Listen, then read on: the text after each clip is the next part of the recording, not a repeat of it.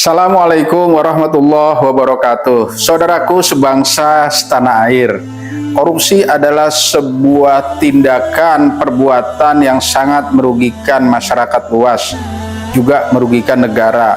Sebab utama terjadinya korupsi sebab utama terjadinya kemiskinan di antara lain karena korupsinya kegedean. Karena itulah marilah sama-sama kita berupaya memerangi korupsi, mulai dari diri kita setidak-tidaknya. Ada 5 sebab utama di samping sebab-sebab lain mengapa orang itu bisa korupsi.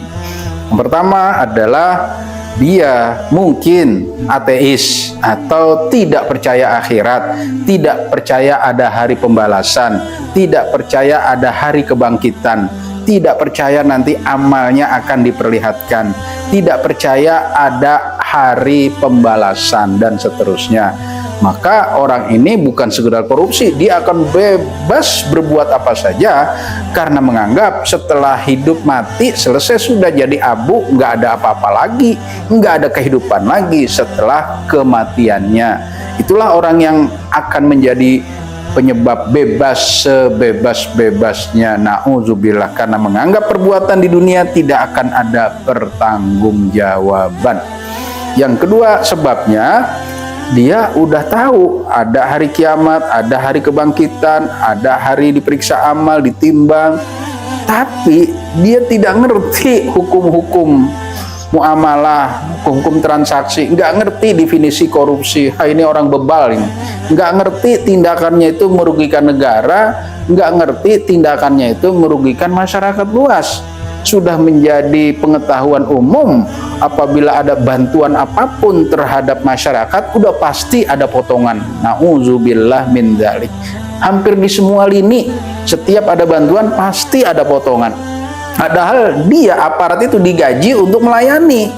Jadi haram jadah dengan alasan apapun sebenarnya, tapi ada orang yang menganggap biasa. Maka sebab kedua korupsi, karena dia tidak tahu arti korupsi, dia tidak tahu apa itu merugikan negara dan apa itu yang merugikan rakyat. Itulah penyebab yang kedua. Nah, ini lebih parah lagi nih, penyebab ketiga nih ya. Penyebab ketiga ini susah untuk dihilangkan. Orang-orang yang punya dalil, ma'udzubillah ya. Orang-orang yang punya alasan, punya argumentasi mengapa saya korupsi. Di antaranya kayak Robin Hood gitu, dia akan sedekah, dia akan nolong orang lain, dia akan setoran ke lembaganya, ke partainya dan sebagainya. Nah, ini yang paling sulit ini, karena dia tidak akan malu kalau ketahuan, tidak akan merasa bersalah, dan tidak akan kapok. Nggak mungkin kapok gitu ya, karena merasa dirinya pahlawan. Mau nolong fakir miskin, dia ngerampok dulu gitu kan, dianggap Robin Hood barangkali ya. Nah, yang begini-begini ini sulit sekali, tipis sekali harapan orang itu bisa taubat. Padahal di dalam rumus korupsi menurut undang-undang, menguntungkan diri sendiri dan pihak lain. Jadi kalau dibilang saya korupsi kan bukan untuk kepentingan pribadi, kita katakan lu jadi double dosanya. Kalau bukan kepentingan pribadi, ngasih orang lain, double dosanya, bukan malah jadi halal.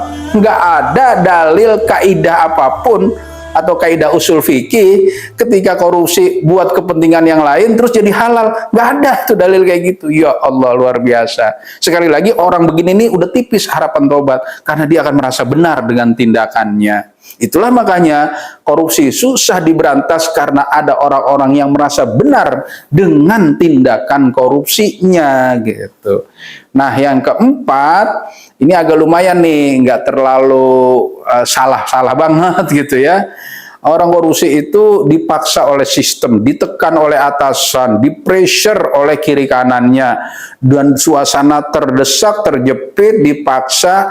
Itulah orang yang kadang korupsi. Misalnya seorang yang harus setoran, rutin ke atasannya, entah itu jasa bikin surat-surat penting, surat kendaraan, SIM dan sebagainya. Ketika dipaksa setoran ke atasan, maka dia akhirnya harus korupsi. Kenapa? Karena lingkungannya, kiri kanannya, depan belakang, atasannya semua memaksa sistem tersebut kayaknya nggak bisa kalau tidak korupsi, atau sistem pentenderan dan sebagainya luar biasa.